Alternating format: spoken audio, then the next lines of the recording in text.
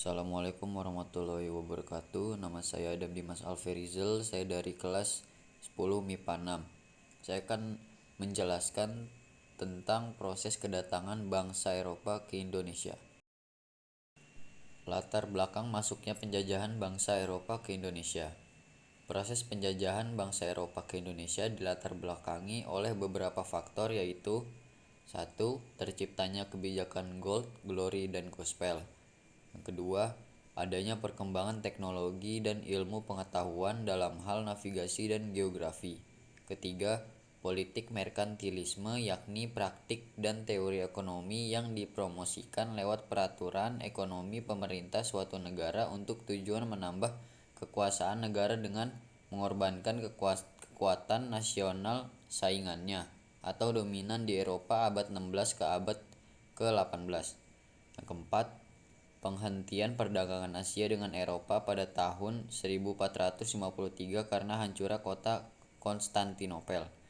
Yang kelima, sebuah perjalanan Marco Polo yang ditulis dalam sebuah buku berjudul Imago Mundi atau Citra Dunia 2 milion atau sejuta keajaiban. Proses masuknya penjajahan bangsa Portugis. Bangsa Portugis merupakan awal mula penjajahan bangsa Eropa ke Indonesia.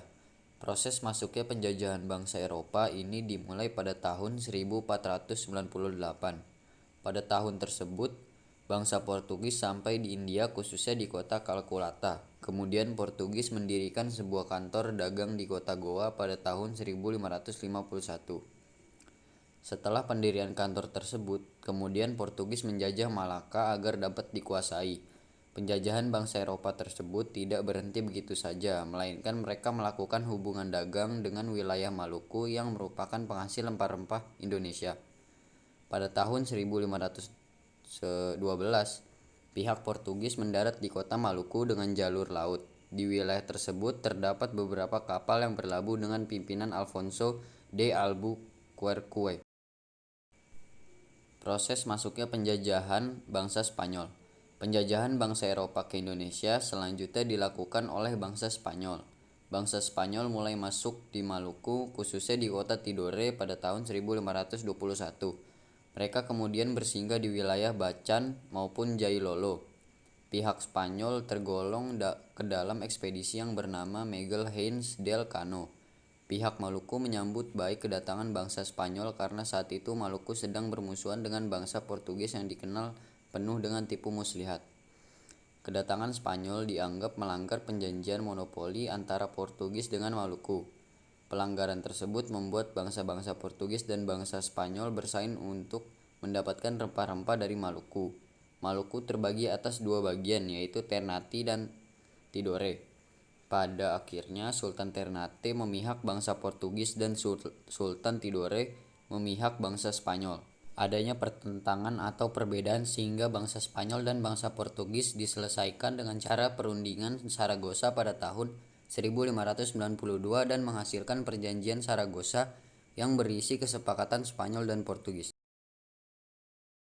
Proses masuknya penjajahan bangsa Belanda. Proses masuknya bangsa Eropa ke Indonesia berawal sejak bangsa Belanda membeli hasil rempah-rempah dari kota Lisabon, Portugis.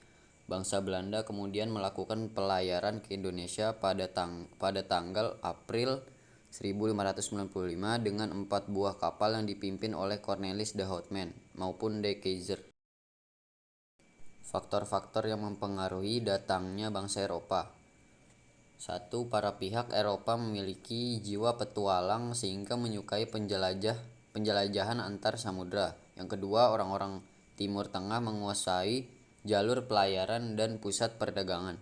Yang ketiga, menginginkan rempah-rempah yang berasal dari tempat aslinya agar mendapatkan harga yang murah kemudian dijual dengan harga yang mahal. Yang keempat, mulai berkembangnya teknologi pengetahuan sehingga peta dan kompas sehingga memudahkan bangsa Eropa menemukan suatu tempat. Yang kelima, menyebarkan kembali agama Nasrani ke Indonesia demi melanjutkan perang salib yang pernah terjadi di masa lampau. Dampak dan akibat penjajahan bangsa Eropa di Indonesia. Penjajahan bangsa Eropa ke Indonesia mengakibatkan sistem imperialisme dan kolonialisme Barat menjadi berkembang di Indonesia. Proses masuknya penjajahan bangsa Eropa tersebut disebabkan beberapa faktor yang mendukung adanya penjajahan. Penjajahan Indonesia juga diakibatkan karena terjadinya perubahan politik yang meliputi Perang Salib, runtuhnya kerajaan Romawi Barat, serta hancurnya kerajaan Bizantium.